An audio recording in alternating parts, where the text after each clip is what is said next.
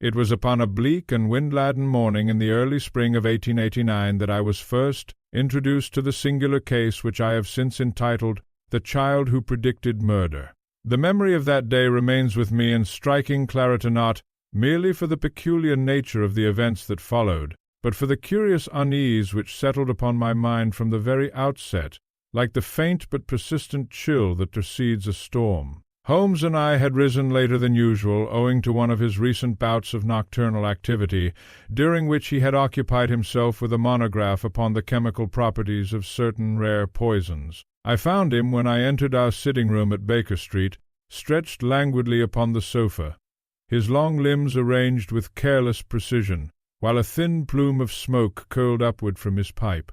The room bore the unmistakable signs of his recent intellectual labors. Glass tubes, papers, and a scattering of chemical reagents lay upon the table, interspersed with his violin and a half-open volume of obscure German text. "You are awake at last, Watson," he remarked without turning his head. "I had begun to fear that you had succumbed to some tropical malady contracted during your service abroad." "I assure you, Holmes," I replied, taking up my usual chair, "that my constitution remains entirely sound, though I cannot say the same for your own habits." He smiled faintly. "My habits, my dear Watson, are the necessary consequence of my profession." "And your profession," I said, "is the necessary consequence of your habits." He gave a soft chuckle, but did not respond further. Instead, he rose abruptly and crossed to the window, drawing aside the curtain to peer out into Baker Street. The morning was thick with fog, that familiar London pall which softened the outlines of the opposite houses and rendered the passing figures upon the street little more than shifting silhouettes. Holmes stood there for several moments in silence. "At last," he murmured. I looked up. "At last what?" I asked. "A case," he said. Before I could inquire further, there came a sharp knock at the door, followed by the hurried tread of Mrs. Hudson upon the stairs. She entered with a certain agitation in her manner. "There, and a child with her. She insists that the matter is urgent." Holmes turned at once. "Pray show them in," he said. The visitors entered a moment later, and I confess that their appearance struck me with immediate interest. The lady was of middle height, plainly but respectably dressed, with a face that bore the marks of recent distress. Her eyes, though intelligent, were shadowed with anxiety, and her hands trembled slightly as she removed her gloves. The child, whom I took to be no more than 8 or 9 years of age, stood close beside her. It was, however, the child who first drew my attention. He was pale, unnaturally so, with large dark eyes that seemed almost too observant for one of his years. There was a stillness about him which I found difficult to describe, as though he were not merely present in the room, but quietly measuring it. Holmes bowed slightly. "Pray be seated," he said. "You have come with a matter of urgency, I believe." The lady sank into the chair. "My name is Mrs. A. Eleanor Whitcomb," she said, "and this is my son Daniel." Holmes inclined his head toward the boy. Daniel did not respond. His gaze remained fixed upon the mantelpiece, as though something there held his attention. "What appears to be the difficulty, Mrs. Whitcomb?" Holmes asked gently. The woman hesitated, glancing toward her son before speaking. "It is about something he said," she said. Holmes's expression did not change. "Children say many things," he replied. "Few of them require my professional attention." Mrs. Whitcomb leaned forward. "This does," she said. I could not help but feel a certain curiosity at her tone. Holmes gestured for her to continue. "It began 3 nights ago," she said. "Daniel came to me in the middle of the night. She paused as though choosing her words with care. "He told me," she continued, "that a man was going to die." Holmes's eyes flickered briefly, though his voice remained calm. "Did he name the man?" he asked. Mrs. Whitcomb shook her head. "No," she said. "Not at first." She clasped her hands tightly. "He described him," she went on. "He said the man wore a dark coat, that he carried a cane, and that there was blood on his hands." A faint silence followed. Holmes leaned back slightly. "And you considered this unusual?" he said.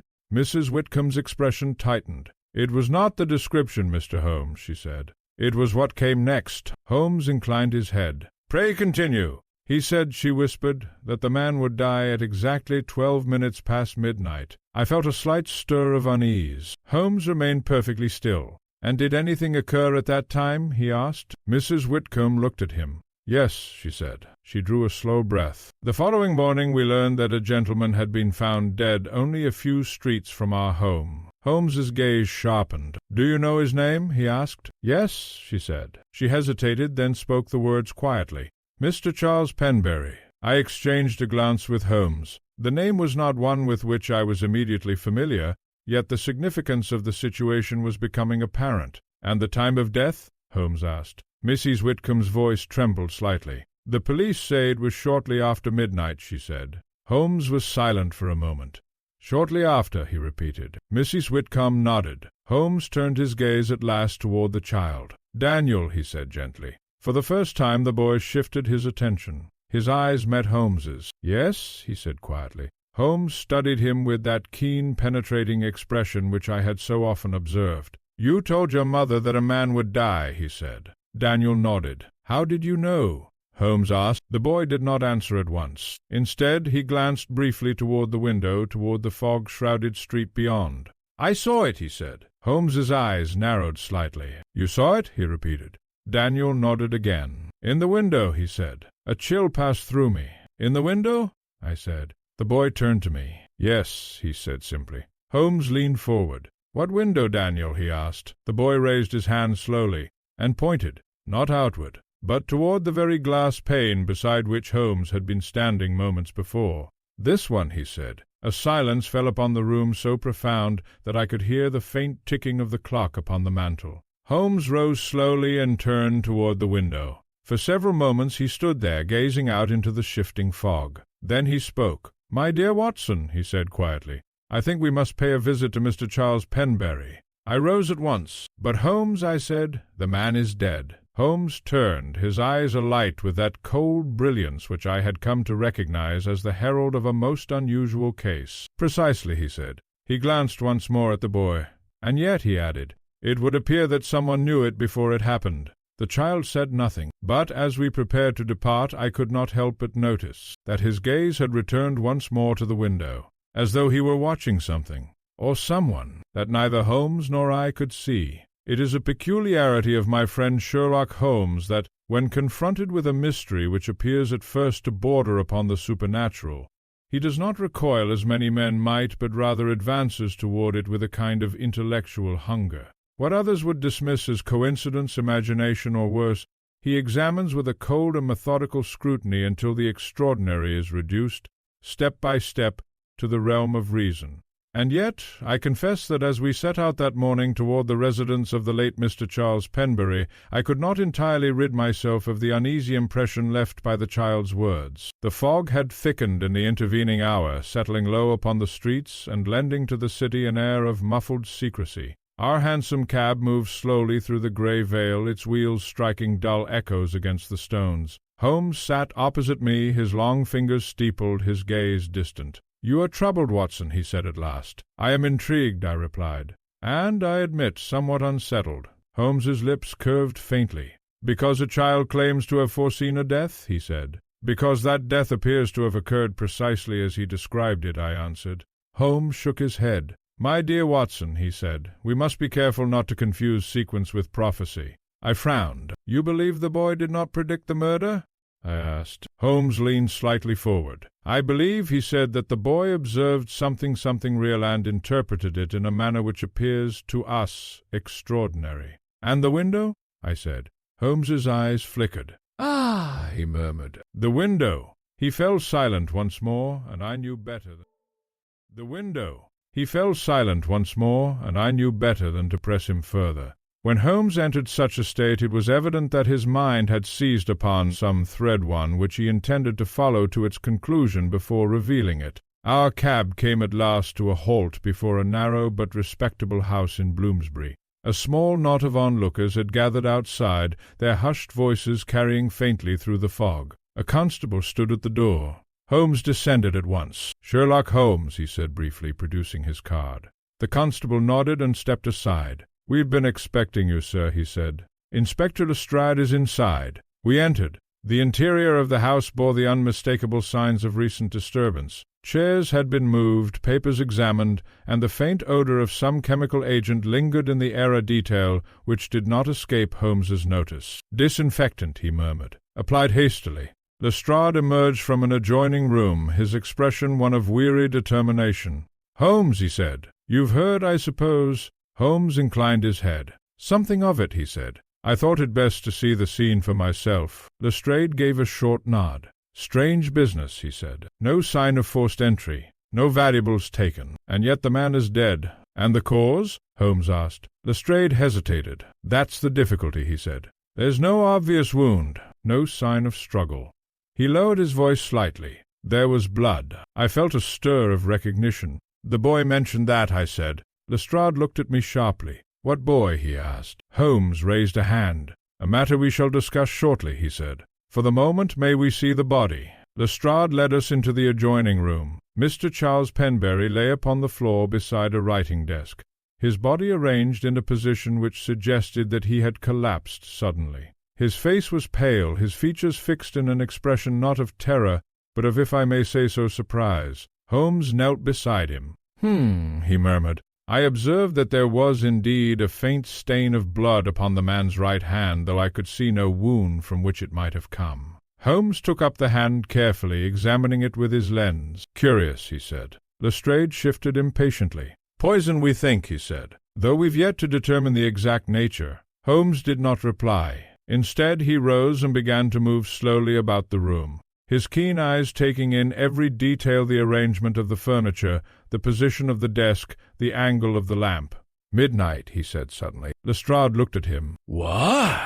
Holmes turned. "The time of death," he said. "You placed it shortly after midnight." Lestrade nodded. "That's right." Holmes gestured toward the window. "And this room, was it lit?" he asked. Lestrade frowned. "According to the servant, yes," he said. "The lamp was burning." Holmes's eyes gleamed faintly. "Indeed," he said. He crossed to the window. It was a large pane of glass overlooking the street. Even now the fog pressed faintly against it, diffusing the light into a dull glow. Holmes stood before it for several moments. Then he spoke. "Watson," he said quietly. I joined him. "Observe," he continued. He pointed to the glass. "At first I saw nothing unusual.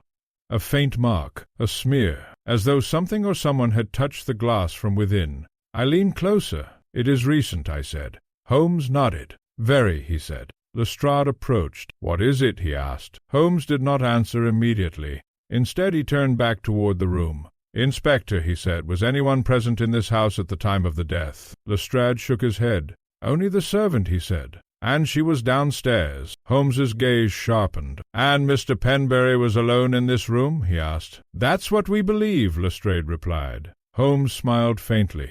"Then," he said, "he was not alone." A silence fell. Lestrade frowned. "What are you getting at?" he said. Holmes turned once more to the window.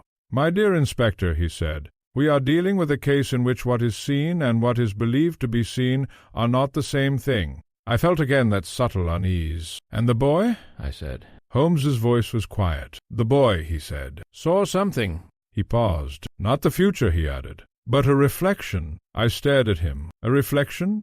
I repeated. Holmes nodded. "Yes," he said, "and if I am not mistaken—" He turned, his eyes bright with sudden intensity. "It is that reflection which will lead us to the truth." And in that moment I realized that the mystery of the child's strange vision had shifted from the realm of the impossible into something far more dangerous, for it suggested not prophecy, but design. It is one of the many remarkable qualities of Sherlock Holmes that he possesses rare ability to perceive significance in the smallest and most easily overlooked details. Where others see only a surface, he detects layers. Where others accept an impression, he questions its origin. Thus it was with the curious matter of the window in Mr. Penberry's study, a feature which, to my untrained eye, might have seemed entirely ordinary, yet which had already, in Holmes's mind, assumed a position of central importance. Holmes remained standing before the pane, his keen gaze fixed upon the faint smear which I had only just discerned. "You observe it now, Watson?" he said. "I do," I replied. "A mark perhaps left by a hand." Holmes inclined his head. "A hand," he repeated. "Or something very like one." He took from his pocket a small measuring tape and began, with that methodical precision so characteristic of him, to examine the dimensions of the glass, the height of the mark, and its position relative to the floor. Lestrade watched with evident impatience. "I don't see what that has to do with the death," he said. "We've got a man lying there without a wound and with blood on his hand. That's where the mystery lies." Holmes did not look up. "On the contrary, Inspector," he said calmly, "the mystery lies in how that blood came to be there and who saw it first." He straightened and turned. "You have established," he continued, "that Mr. Penberry was alone in this room, yet we have evidence subtle but undeniable that someone stood at this window." Lestrade folded his arms. "Or that Penberry himself touched it," he said. Holmes shook his head. "No," he said. "The angle is wrong. The height suggests a different position slightly behind and to the side." He paused, as though someone were observing him. A silence followed. I felt a faint tightening in my chest. "You mean," I said, "that another person was present in the room?" Holmes turned to me. "I mean," he said, "that another presence was perceived." Lestrade gave a short snort. "That's a fine distinction," he said. "Presence or perceived presence, the result's the same, if you ask me." Holmes smiled faintly. "And yet," he said, "it is precisely that distinction which will determine whether we are dealing with a murderer or something far more elaborate." He moved away from the window and began to examine the writing desk. Papers lay scattered across its surface, letters, receipts, and a small leather-bound notebook. Holmes opened the notebook and flipped through its pages with rapid precision. "Financial records," he murmured. "Routine entries, nothing immediately suspicious." He paused at one page. I stepped closer. "What is it?" I asked. Holmes held the book so that I might see. A single entry had been underlined. "Midnight arrangement confirmed." I felt a distinct sense of déjà vu. "That phrasing—" Holmes nodded. "Yes," he said. "It bears a striking resemblance to the message found in the watch." Lestrade leaned in. "You think it's connected?" he asked. Holmes closed the notebook. "I think," he said, "that we are beginning to see a pattern." He turned once more to the room as a whole. "Consider the elements before us," he continued. "A man alone in his study at midnight, a meeting perhaps anticipated, a window through which something is seen or appears to be seen. And then?" I asked. Holmes's voice lowered slightly. "And then," he said, "a sudden collapse. No struggle, no cry for help, only the faint trace of blood and the impression of surprise." Lestrade frowned. "That sounds more like fright than murder," he said. Holmes's eyes flickered. "An interesting suggestion," he said. He returned to the body and knelt once more. "Watson," he said, "you have examined the hand. Did you observe any injury?" I shook my head. "None," I said. "The blood does not appear to originate from the body itself." Holmes nodded. "Precisely," he said. He rose again. Holmes nodded. "Precisely," he said. He rose again. "Then we must ask ourselves, whose blood is it?" A silence fell. Lestrade shifted uneasily. "That's all very well," he said, "but we've no second body." Holmes smiled faintly. "Not yet," he said. The remark sent a chill through me. At that moment there came a light knock at the door, and a servant, a pale, nervous woman, entered. "Beg pardon, sir," she said to Lestrade, "but there's someone asking to speak with you." Lestrade frowned. "Who is it?" he asked. "A gentleman," she said. "He wouldn't give his name. Said it was important." Holmes's eyes sharpened instantly. "Show him in," he said before Lestrade could reply. A moment later the visitor entered. He was a man of middle years, neatly dressed, with a composed yet somewhat guarded manner. His eyes moved quickly about the room before settling upon Holmes. "I understand," he said, "that you are Mr. Sherlock Holmes." Holmes inclined his head. "I am," he said. "And you are—" The man hesitated briefly. "My name is Frederick Hale," he said. "I was acquainted with Mr. Penberry."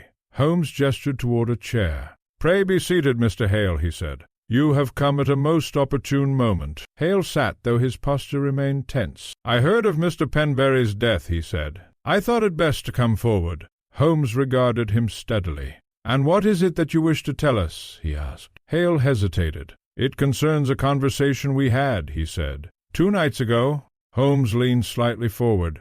"Go on," he said. Hale swallowed. "He told me," he said, "that he believed someone was watching him." I felt a jolt of recognition. "Watching him," I repeated. Hale nodded. "He said it was always the same," he continued. "At night when the room was lit he would see a figure in the window." Holmes's eyes gleamed. "A reflection," he said softly. Hale shook his head. "That's what I told him," he said. But he insisted it wasn't his own reflection. A silence fell. "And what did this figure look like?" Holmes asked. Hale's voice dropped. "He said," he replied, "that it was a man standing just behind him." The words seemed to echo in the room. "Behind him?" Hale nodded. "Yes," he said. Always just behind. Holmes turned slowly toward the window. The fog pressed softly against the glass, blurring the world beyond into a pale, shifting veil. Did he describe the man further?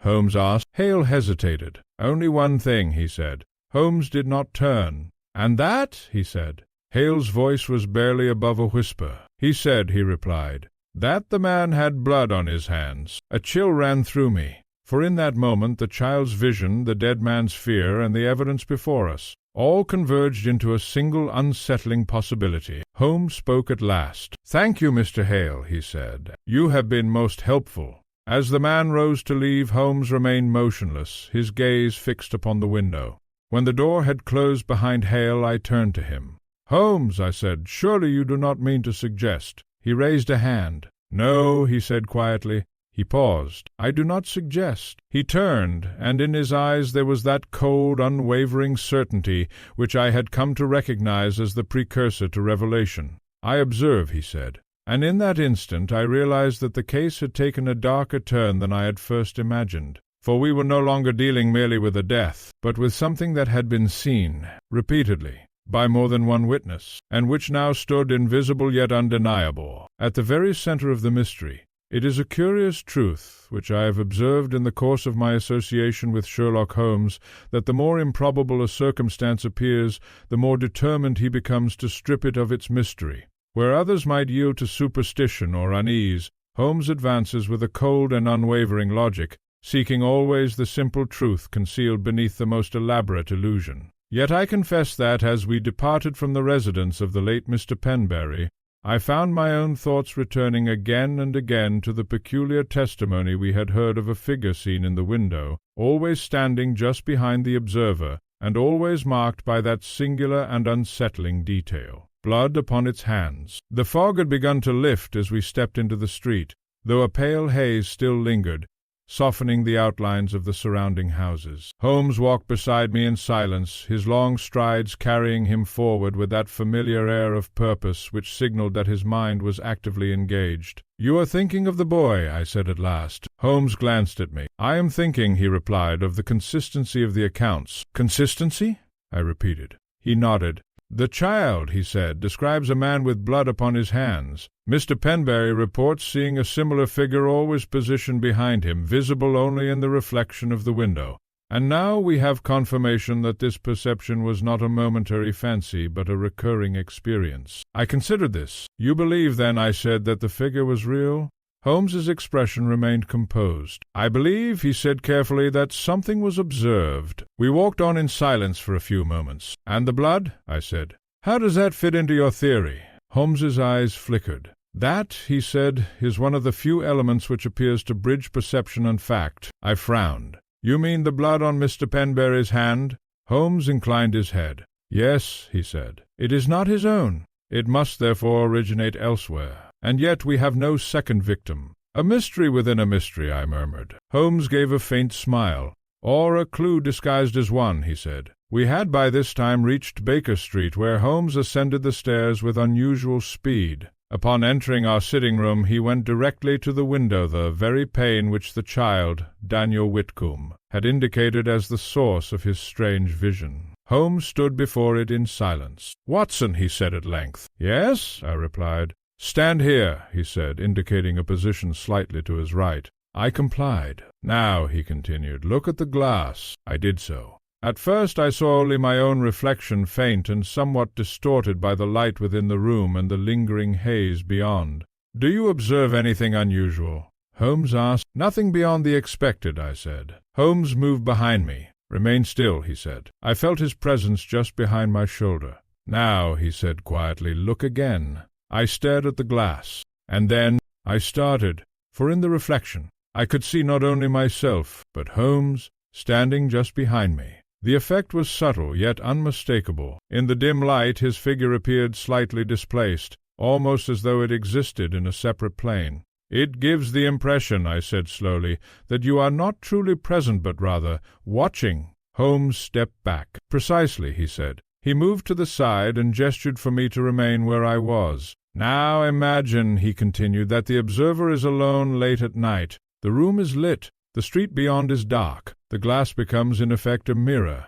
I nodded. And if another person were positioned behind him just beyond his immediate awareness, Holmes went on, their reflection might appear suddenly without warning. I felt a chill. It would seem as though someone had materialized, I said. Holmes inclined his head. Exactly, he said. He returned to the table and lit his pipe. The phenomenon is entirely natural, he continued. Yet, under the right conditions, it could easily give rise to a profound sense of unease, particularly if the observer were already in a state of apprehension. I sat down slowly. Then Mr. Penberry was not imagining things, I said. Holmes shook his head. No, he said. He was observing something real but misinterpreting it. And the child?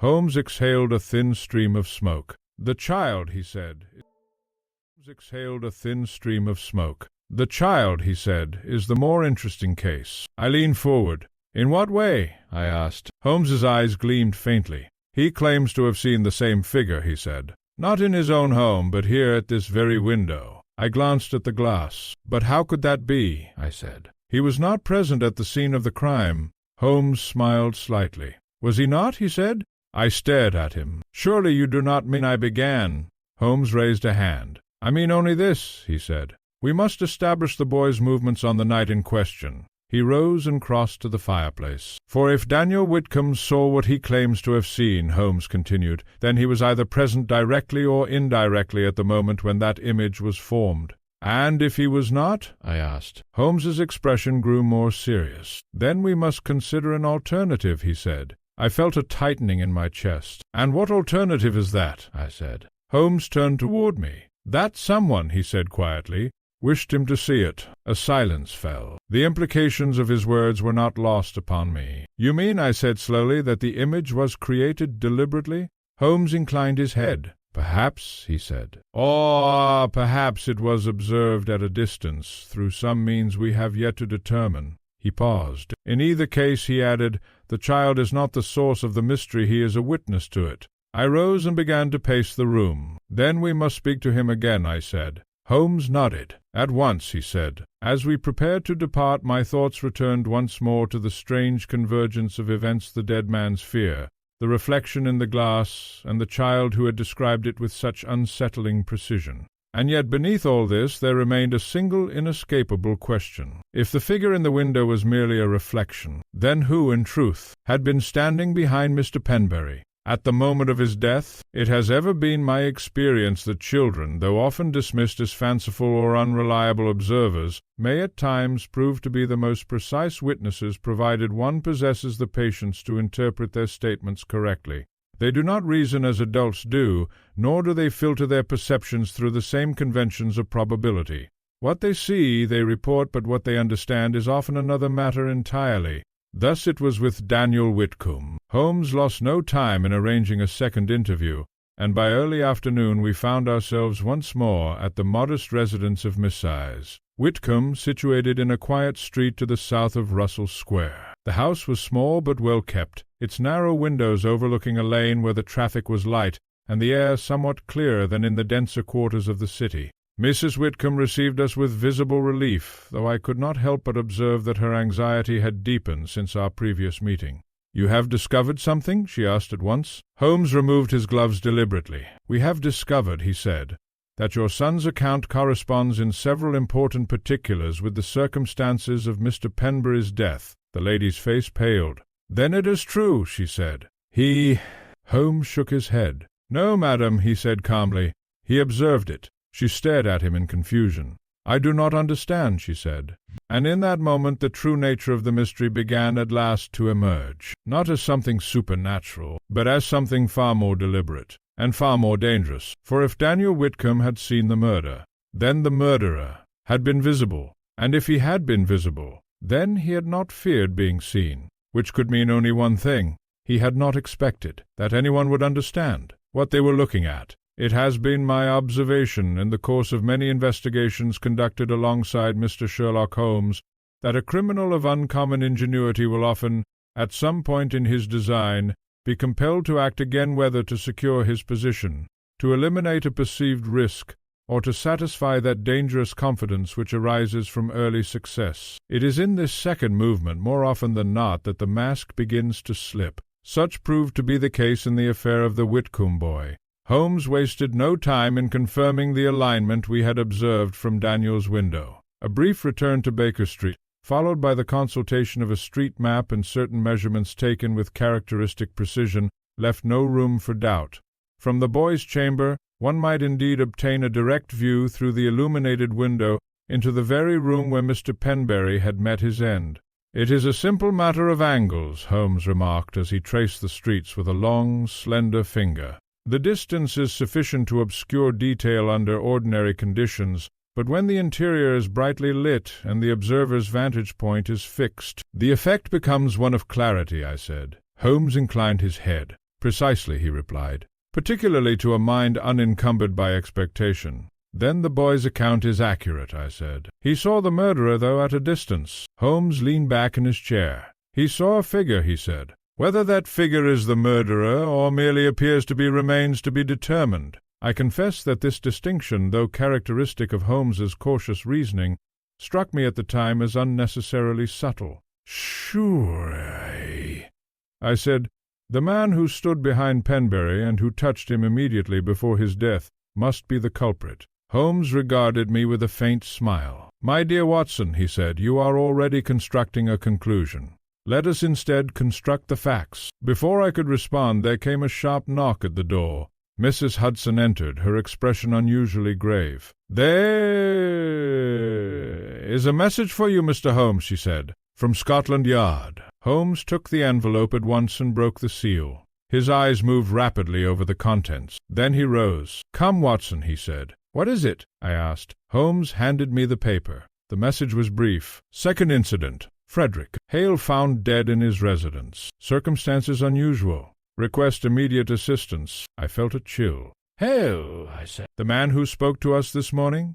Holmes nodded. "And the only man," he added quietly, "who confirmed Mr. Penberry's fears." We lost no time in departing. Frederick Hale's residence was situated in a quieter quarter, some distance from the bustle of Bloomsbury.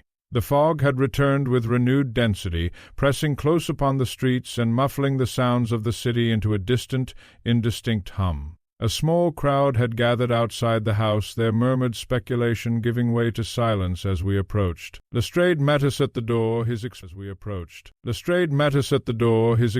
grim. "You'd best come in," he said. "It's the same." Holmes's eyes sharpened. "The same," he repeated. Lestrade nodded. "Same as before," he said. "No sign of struggle, no wound. And yet," he gestured toward the interior, "there's blood." We entered. The arrangement of the room bore an uncanny resemblance to that of Mr. Penberry's study. A writing desk stood near the window, a lamp burned upon it, casting a steady glow into the otherwise dim space. Frederick Hale lay upon the floor, his body collapsed at an angle which suggested sudden and complete loss of strength. Holmes approached at once. He knelt, examining the man with swift but careful movements. "Again," he murmured. I joined him. There, upon Hale's right hand, was the same faint trace of blood. "Identical," I said. Holmes nodded. "Remarkably so," he replied. Lestrade shifted impatiently. "Well," he said, "what do you make of it?" Holmes did not answer immediately. Instead, he rose and turned slowly toward the window. It stood, as before, a dark mirror reflecting the interior of the room. Holmes stepped closer. "Was the lamp lit at the time?" he asked. "Yes," Lestrade said. "Servant confirmed it." Holmes nodded. "And Hale was alone?" he asked. "So far as we can tell," Lestrade replied. Holmes's gaze remained fixed upon the glass. "Then," he said quietly, "we must assume that he too saw it." I felt a tightening in my chest. "The figure?" I said. Holmes inclined his head. "Yes," he said. Lestrade gave a short, uneasy laugh. "You don't mean to tell me we're chasing ghosts now," he said. Holmes turned. "No," he said calmly. He paused. "We are chasing a man who understands precisely how to make others believe in them." A silence followed. Holmes returned to the desk. Among the scattered papers lay a single sheet, upon which something had been hastily written. He picked it up. "Ah," he murmured. I leaned closer. There, in uneven script, were the words, "He is behind me." A chill ran through me. Holmes folded the paper carefully. "A dying message," he said. Lestrade frowned. "Or the rambling of a frightened man," he said. Holmes shook his head. "No," he said. "It is neither random nor meaningless." He turned to me. "Watson," he said, "observe the pattern." "Both men," I said slowly, believed themselves to be watched. Holmes nodded. "And both died," I continued, "without visible injury, yet with blood upon their hands." Holmes's eyes gleamed. "And both," he added, "left behind a final indication of their perception, one verbal, one written." A silence fell. "And the boy?" I said. Holmes's expression grew more intent. "The boy," he said, "saw the first." He paused, "but not the second." I stared at him. "You think he will?" I asked. Holmes's voice was very quiet. "I think," he said, "that if the pattern continues—" He did not finish the sentence. At that moment I became aware of a most unsettling thought. "Holmes," I said slowly, "if the murderer knows that the boy witnessed the first crime—" Holmes turned sharply. "Yes," he said. I felt the weight of the conclusion. "Then the boy," I said, "is in danger." Holmes's expression hardened. "Precisely," he said. He moved toward the door at once. "Come, Watson," he said. "Where are we going?" I asked. Holmes did not slow. "To Baker Street," he said. "Why?" I pressed. Holmes glanced back, and in his eyes there was that cold, relentless focus which I had learned to recognize as the prelude to decisive action. "Because," he said, "if I am correct—" He paused only long enough to take his coat. "We are about to receive our next message." And with that we stepped once more into the fog, the pattern of death now unmistakable, and the unseen figure behind the glass, drawing ever closer. There are moments in certain investigations when the mere accumulation of facts ceases to satisfy the intellect, and one becomes instead aware of a deeper, more insidious current, something that runs beneath the visible chain of events and binds them together with a purpose not yet fully understood. It was such a sensation which possessed me as we hurried back through the thickening fog toward Baker Street. Holmes walked with unusual speed, his long coat trailing behind him like a shadow, his head slightly bowed, his mind, if I knew him at all, moving rapidly through a succession of deductions which he had not yet chosen to share. "You believe the pattern will continue," I said, as I struggled to keep pace. Holmes did not slow. "I believe," he replied, "that it has been constructed to do so." We reached Baker Street in good time, though the air had grown heavier, and the gas lamps glowed faintly through the dense grey pall which had settled once more upon London. Mrs. Hudson admitted us with some surprise at our haste, but before she could inquire further, Holmes had already mounted the stairs and entered our sitting-room. He went directly to the window. For several moments he stood there in silence. I joined him. "Holmes," I said, "what is it you expect to see?" He did not answer immediately. Instead, he adjusted the position of the lamp upon the table, drawing it closer to the glass. The effect was immediate. The pane transformed into a reflective surface, casting back a dim image of the room behind us. "Stand there," he said, indicating a position before the window. I complied, though not without a certain unease. Holmes moved behind me once more. "Now," he said quietly, "observe." I fixed my gaze upon the glass. There was my own reflection, pale and somewhat indistinct, and behind it, Holmes. The effect was precisely as before, yet now, with the knowledge of what had transpired in two separate houses, it seemed to carry a more sinister implication. "Imagine," Holmes continued, "that the man behind you is not known to you, that he appears suddenly without sound or warning." I felt a slight tightening in my throat. "It would be enough to startle any man," I said. Holmes stepped back. "And if that man," he added, "believed himself to be alone, if he were already predisposed to fear, then the effect might be profound." "You suggest that the deaths were caused by fright?" I said. Holmes's eyes flickered. "I suggest," he said, "that fright may have been the instrument, but not the cause." He returned to the table and lit his pipe, drawing deeply upon it before speaking again. "Consider the sequence," he said. "First, Mr. Penberry, a man who reports seeing a figure behind him visible only in reflection. He is found dead, with no wound, yet with blood upon his hand." "Then Hale," I said, "who confirms the same fear and dies in identical circumstances." Holmes nodded. "And now," he continued, "we must ask ourselves what connects these two men." I considered the matter. "They knew one another," I said. "Hale admitted as much." Holmes inclined his head. "Indeed," he said. "But acquaintance alone is insufficient. There must be some shared circumstance, something which renders them both targets." He rose and began to pace the room. "And what of the boy?" I said. "Where does he fit into this pattern?" Holmes paused. "The boy," he said slowly, "is the key." I frowned. "In what way?" I asked. Holmes turned toward me. "He is the only witness," he said, "who has seen the act itself, albeit at a distance." "And yet he was not intended as such," I said. Holmes's eyes gleamed. "Precisely," he said. "He is an accident." A silence fell. "Then the murderer does not know he was seen," I said. Holmes raised a finger. "Not necessarily," he said. "We must consider the possibility that he does." I felt a chill.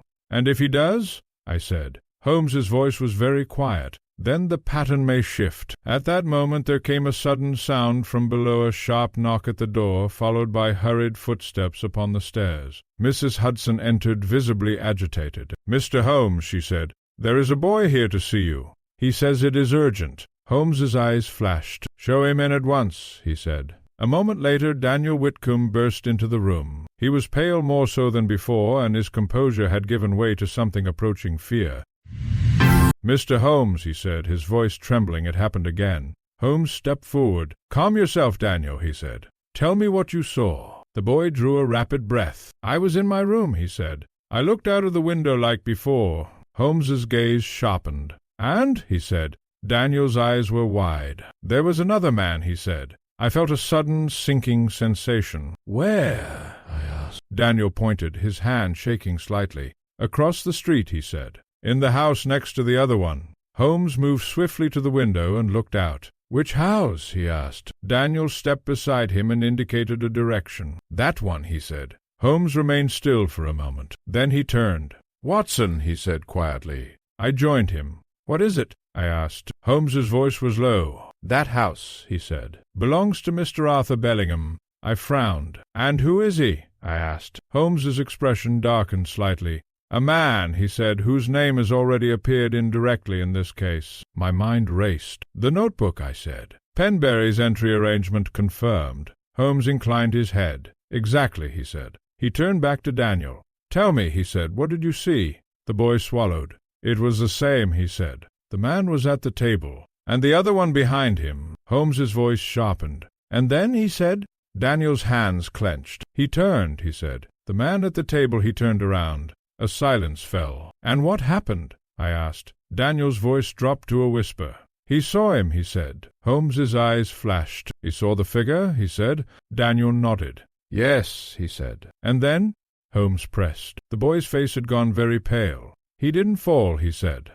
A pause. "He ran." Holmes straightened instantly. "Ran?" he repeated.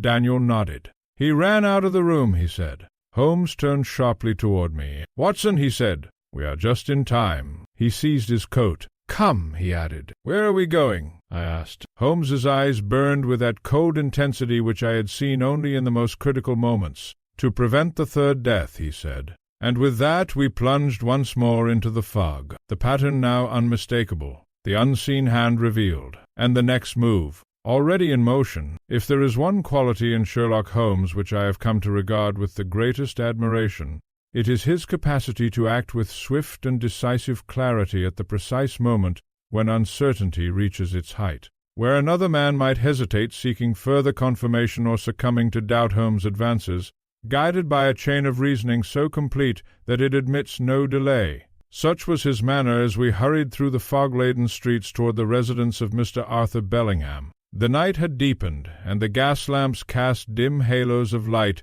that seemed to dissolve into the mist almost as soon as they formed. Our progress was rapid, yet the oppressive stillness of the air lent to the journey an unsettling quality, as though the city itself were holding its breath. Holmes spoke little, though I could perceive from the set of his jaw and the quickness of his stride that his mind had reached a critical conclusion. "You believe Bellingham is the next victim," I said at last. Holmes did not look at me. "I believe," he replied, "that he has been selected."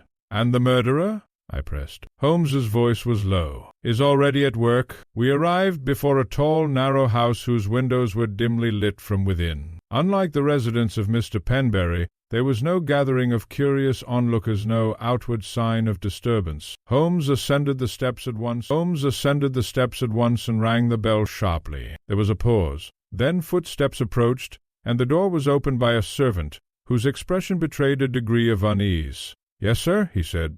Holmes stepped forward. "Mr. Sherlock Holmes," he said. "We must see Mr. Bellingham at once." The servant hesitated. "I believe he is in his study," he said. Holmes did not wait for further permission. "Show us," he said. We were led through a narrow hallway and into a room at the rear of the house. The moment we entered, I felt a distinct sense of recognition, for the arrangement was nearly identical to that of the previous Sansa writing desk placed before a large window, a lamp burning upon its surface, and the surrounding room cast into relative shadow.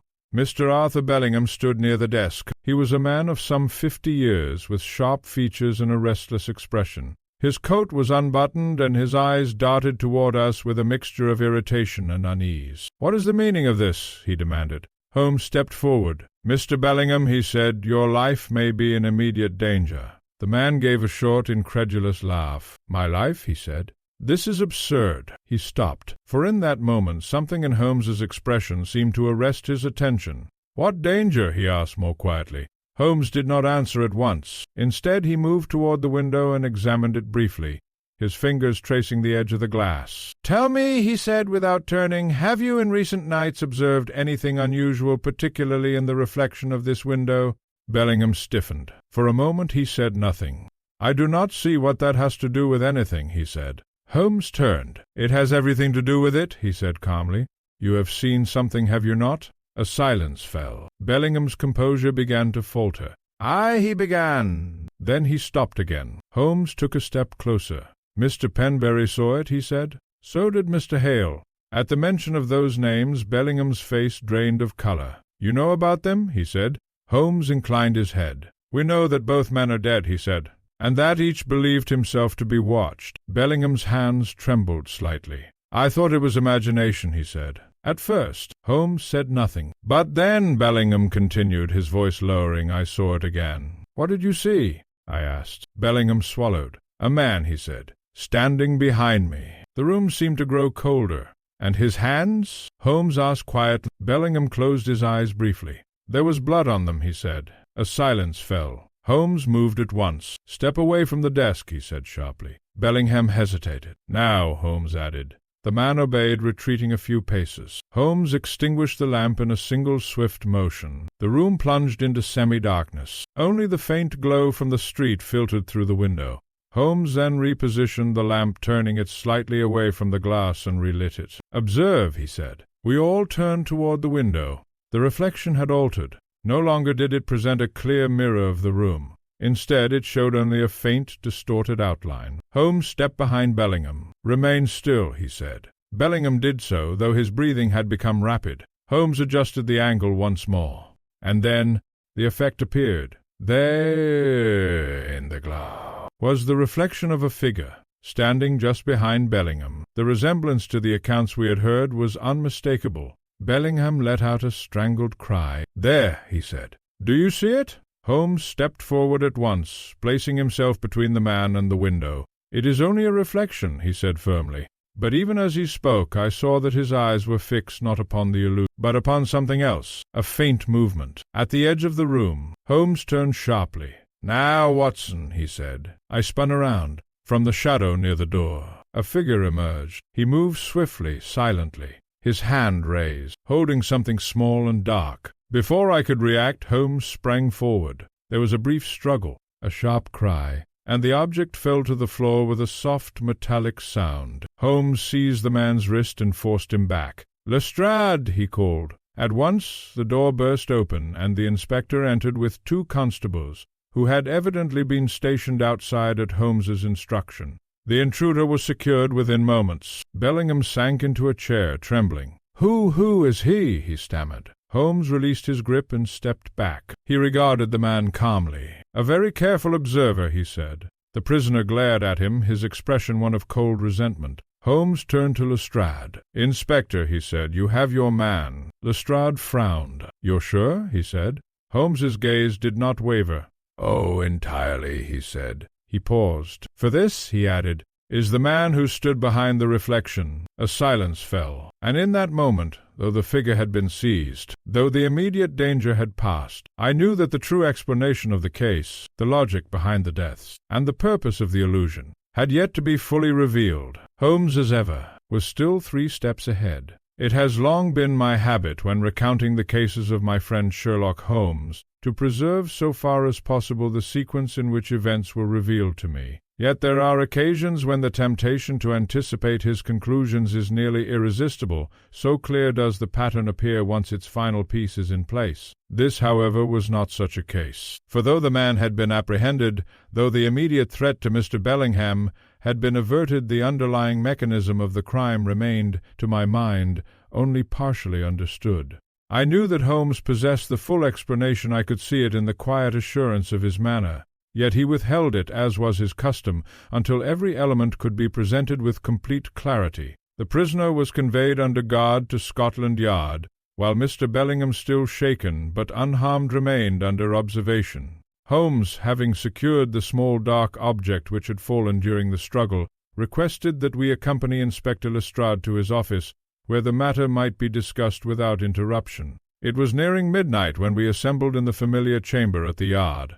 The fog had begun to thin at last, and the distant sounds of the city resumed their ordinary character, as though London itself were emerging from some brief but oppressive dream. The prisoner sat under guard, his expression composed, though his eyes betrayed a certain restless calculation. He was a man of middle height, with sharp, intelligent features and a demeanour that suggested both confidence and restraint. Lestrade turned to Holmes. "Well," he said, "you've caught him. Perhaps now you'll tell us what exactly he's done." Holmes placed the small object upon the table. It was a slender instrument, no larger than a penknife, with a narrow, almost needle-like projection at one end. "Let us begin," Holmes said, "with the question of cause." He turned to me. "Watson," he said, "you observed that neither Mr. Penberry nor Mr. Hale bore any visible wound. Yet both exhibited a sudden and fatal collapse." I nodded. "And the blood?" Lestrade said. "Where does that come in?" Holmes gestured toward the instrument. "That," he said, "is the key." He picked it up carefully. "A spring-loaded lancet," he continued, "capable of delivering a minute puncture so small as to escape immediate detection." I leaned forward. "And the blood?" I asked. Holmes inclined his head. "The instrument carries a small reservoir," he said. "When activated, it releases not only the puncture but also a trace of blood, which adheres to the victim's hand upon contact." Lestrade frowned. "But why?" he said. "What's the point of that?" Holmes's eyes gleamed faintly. "To create an impression," he said. He paused. "An impression of something already seen." A silence fell. Holmes turned toward the prisoner. "You relied," he said calmly, "upon the power of suggestion." The man said nothing. Holmes continued. "You selected your victims with care, men who were connected by a common circumstance, and who had reason to fear exposure." Lestrade looked up. "What circumstance?" he asked. Holmes reached into his pocket and withdrew the leather notebook we had taken from Mr. Penberry's desk. He opened it and placed it before the inspector. "Financial arrangements," he said. "Private transactions of a nature which might not bear public scrutiny." Lestrade's eyes widened slightly. "Blackmail?" he said. Holmes inclined his head. "In effect," he said, "though not in the conventional sense. These men were engaged in a scheme, one which required secrecy, and which rendered them particularly susceptible to fear." He turned back to the prisoner. "You knew this," he said, "and you exploited it." The man's lips tightened, but he remained silent. Holmes continued. "You introduced, by subtle means, the idea of being watched, a suggestion, a rumor, perhaps even a direct hint." He glanced briefly at Lestrade. "And when that suggestion took hold, you allowed it to grow." I felt a sudden clarity. "The reflections," I said. "The figure in the window." Holmes nodded. "Precisely," he said. "You positioned yourself behind the victim, just beyond his awareness, so that your reflection would appear in the glass." Lestrade leaned forward. "And when they saw you," he began. Holmes completed the thought. "They believed they were witnessing something unnatural," he said. "A presence silent, inexplicable, and always behind them." He paused. "Fear does the rest." A silence fell. "And the child?" I asked. Holmes turned to me. "An accident," he said.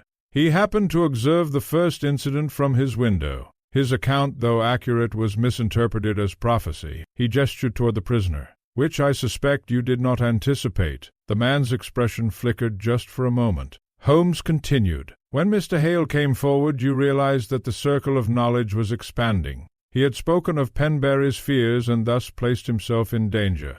Lestrade nodded slowly. "So you silenced him," he said. Holmes inclined his head. "And prepared to eliminate the final link, Mr. Bellingham," he said. He stepped back slightly. "But this time," he added, "the pattern was broken." Lestrade looked from Holmes to the prisoner. "Well," he said, "have you anything to say?" For a moment the man remained silent. He spoke. "You are very clever, Mr. Holmes," he said. His voice was calm, almost conversational. "But you have overlooked one thing." Holmes raised an eyebrow. "Indeed?" he said. The man leaned back slightly. "You have explained how they died," he said, "but not why." A faint smile touched Holmes's lips. "On the contrary," he said quietly.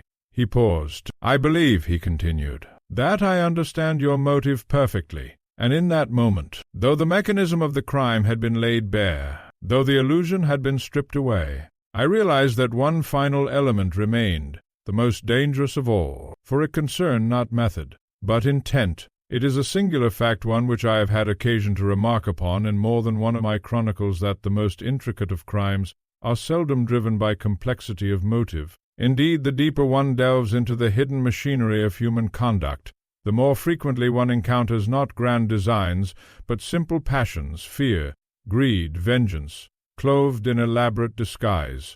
Yet in the present case, as I observed the man seated before us beneath the steady gaze of Sherlock Holmes, I sensed that we stood upon the threshold of something more subtle. The method had been ingenious, the execution precise. It was only fitting that the motive, too, should possess a certain refinement. The prisoner regarded Holmes with a curious expression, half admiration, half defiance. "You claim to understand my motive," he said. "Then pray enlighten us." Holmes clasped his hands lightly behind his back. "I shall do so," he replied, "but not for your benefit." He turned slightly, addressing both Lestrade and myself. "The three men in question, Penberry, Hale, and Bellingham, were not merely acquaintances," he said. "They were partners in a financial enterprise, conducted discreetly, and, I have reason to believe, not entirely within the bounds of legality." Lestrade gave a low grunt. "That much I gathered from the notebook," he said. Holmes inclined his head. "But the nature of their arrangement is of particular importance," he continued.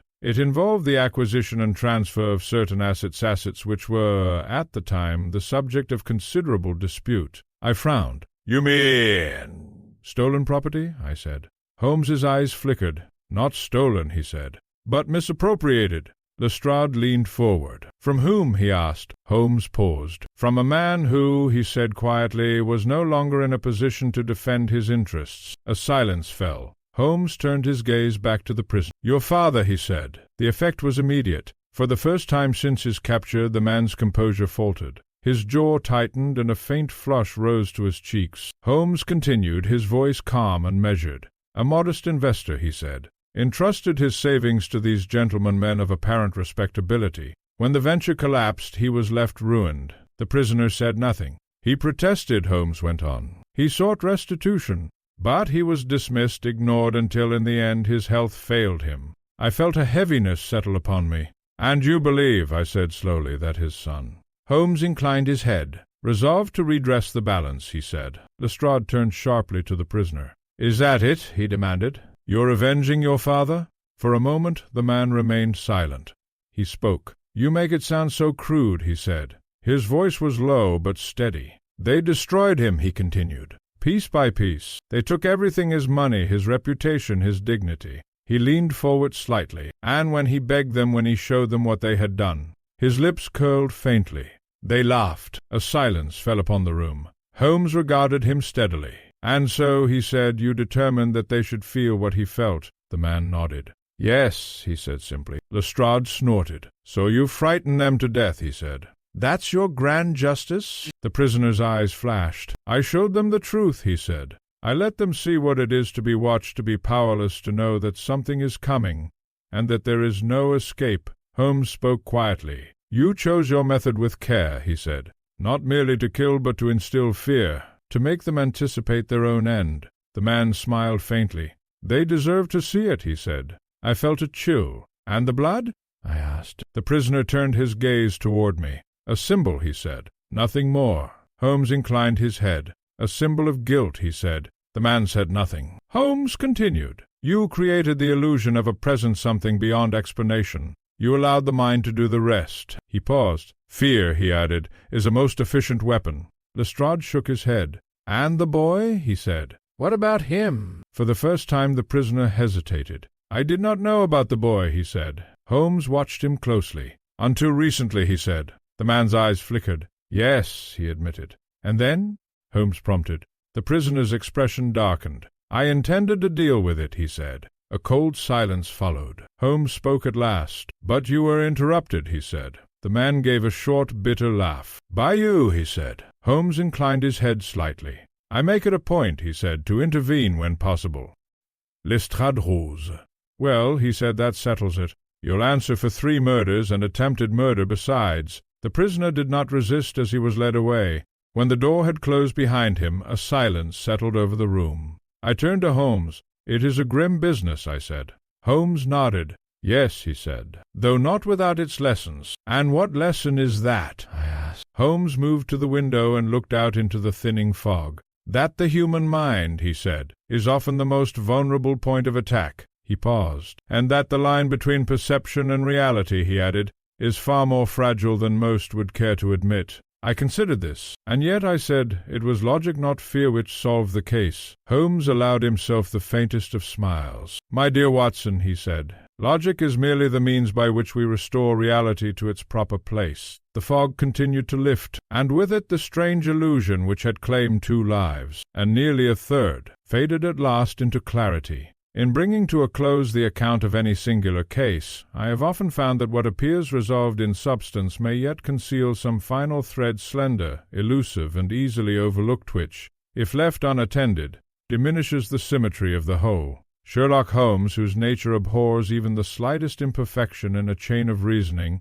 is seldom content until every such thread has been traced to its proper conclusion. Thus it was in the matter of the Whitcomb boy. It was the morning following the arrest when I found Holmes seated at the breakfast table, his long fingers steepled before him, his untouched cup of coffee growing cold at his side. The fog of the previous night had lifted entirely, leaving the air crisp, and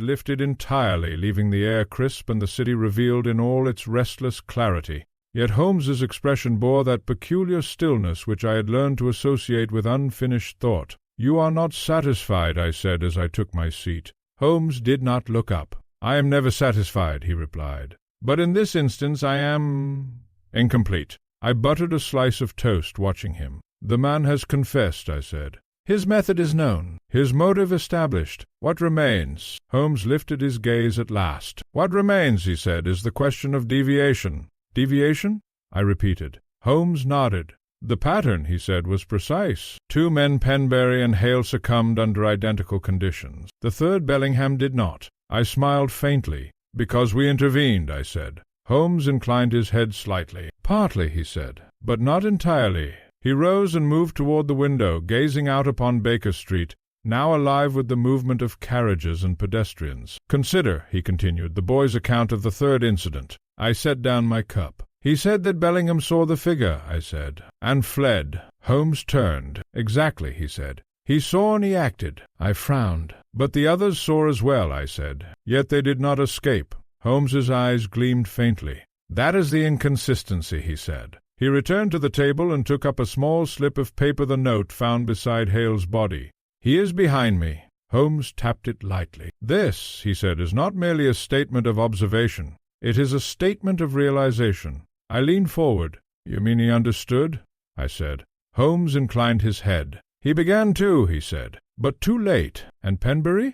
I asked. Holmes's expression grew thoughtful. Penberry, he said, was the first, the initial subject of the experiment, if you will. His fear was unformed, instinctive. He perceived the figure, but did not comprehend it. I nodded slowly. And Hale? I said. Holmes held up the note. Hale, he said, was closer. He recognized the presence, but not its nature. He understood that something was behind him, but not what. And Bellingham?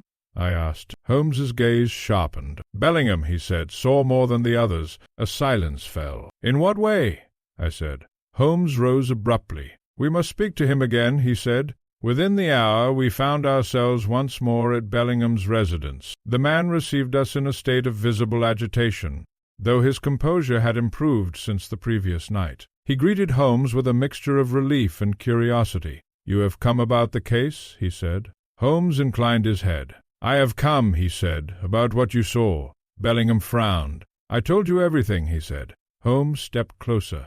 "You told me that you saw the figure," he said, "but you did not tell me what you understood." The man hesitated. "I don't follow," he said. Holmes's voice softened. "When you turned," he said, "and saw the man behind you, what did you think?" Bellingham's eyes flickered. "At first," he said slowly, "I thought it was some trick of the light." Holmes nodded. "And then?" he prompted. Bellingham drew a breath. "Then I noticed something," he said. Holmes leaned forward slightly. "Why?" Bellingham's voice dropped. "He was not looking at me," he said. A silence fell. Holmes's eyes gleamed. "Go on," he said. "He was looking at the window," Bellingham continued.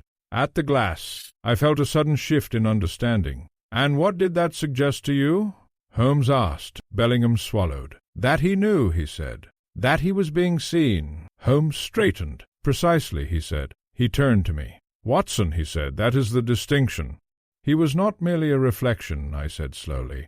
"He was positioning himself deliberately." Holmes inclined his head. "Exactly," he said. "Bellingham perceived not only the presence but the intent, and so he fled," I said. Holmes nodded. "Before the act could be completed," he said. A silence fell. "And the others?" I asked. Holmes's expression grew grave. "They did not reach that stage of understanding," he said. He turned back to Bellingham.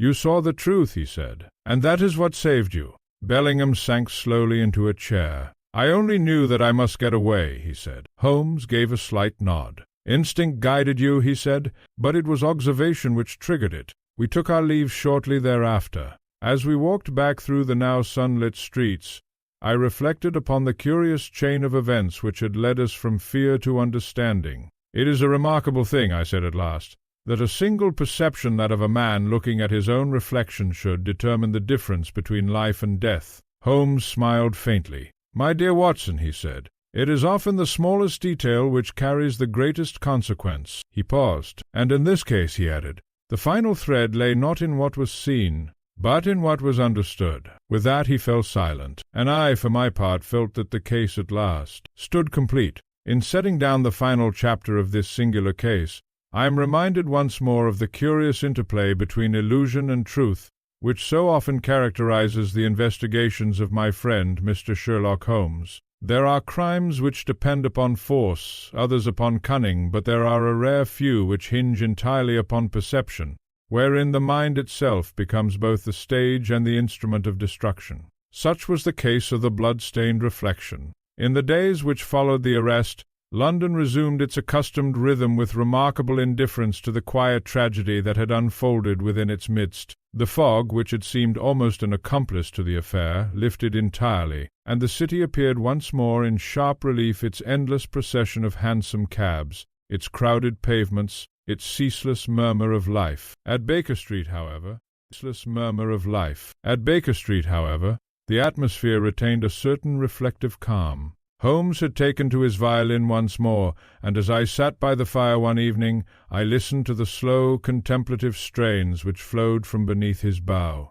There was in his playing a quality I had often observed following the conclusion of a difficult case, a kind of quiet unwinding, as though the tension of sustained reasoning sought its release in music. "You are satisfied, then?" I asked at last. Holmes did not cease his playing. "Satisfaction," he said, "is a relative condition." I smiled. "You have resolved the case," I said. "Surely that must count for something." Holmes lowered the violin and regarded me with that faint, amused expression which I had come to know so well. "My dear Watson," he said, "the resolution of a case is merely the restoration of order. It is not in itself a triumph." He set the instrument aside. "2 men are dead," he continued. "A third narrowly escaped, and the cause, though understood, remains a matter of human frailty rather than intellectual brilliance." I considered this. "You refer to the murderer?" I said. Holmes inclined his head. "And to his victims," he added. I frowned slightly. "You believe they share responsibility?" I asked. Holmes rose and moved toward the window.